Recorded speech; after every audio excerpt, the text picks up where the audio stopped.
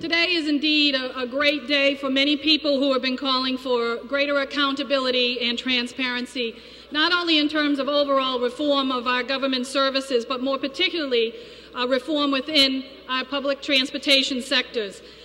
This particular amendment is going to be something in which I think will actually enhance transparency and accountability, which is what you're going to hear me talk about an awful lot today. Before I do that, I do want to give incredible credit to the chairman from the great town and city of Chicopee. He is somebody who has been on target for many years in the areas of transportation and has tried to lead the Transportation Committee to come up with solutions and also some proposals. I hope to be able to, in real earnest, be able to support the final product. We have 196 amendments to go through, and part of what we're going to be doing today is talking about what's really on the minds of those people who want reform, true reform in our transportation system, and what are we willing to accept, and what are those things we're willing to compromise, and most importantly, what are those things that we're also willing to try to resolve with our Senate counterparts. This particular amendment actually seeks to create within the Office of Taxpayer Advocacy, which is one of 5 new offices that is being actually created within the giant authority that is going to be then known as the Massachusetts Transportation Authority. What's going to happen is this amendment wants to actually be able to show transparency. I think the Office for Taxpayer Advocacy is taking on a fundamental role for increasing greater accountability for quote-unquote taxpayers.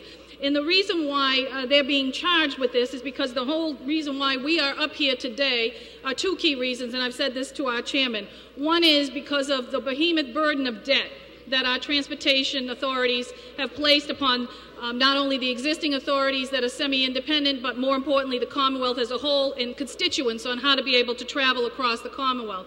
The second reason we're here today is because of public outrage and outcry.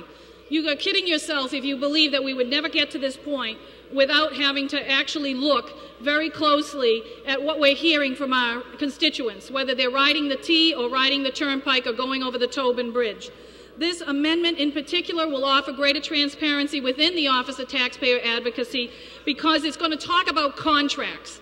And when you talk to your constituents back home and you hear the words big dig and you hear about the sacrifices that many of our towns and cities have been paying, you know, because of cost overruns, because of preferential treatment, but perhaps even because of deferential contracting, this gets at the heart of it. It's not just publishing reports on an annual basis. It's actually trying to create transparency with the awarding of contracts, the status of those contracts, whether they're pending or not, and also what their expenditures may be. So this is not only about creating it within the Office of Taxpayer Advocacy, but making sure they're online, they're current, and they'll be available to folks so that the scrutiny can begin at the very beginning and not sometime way into the future, which has been more often the case with our major transportation and infrastructure projects.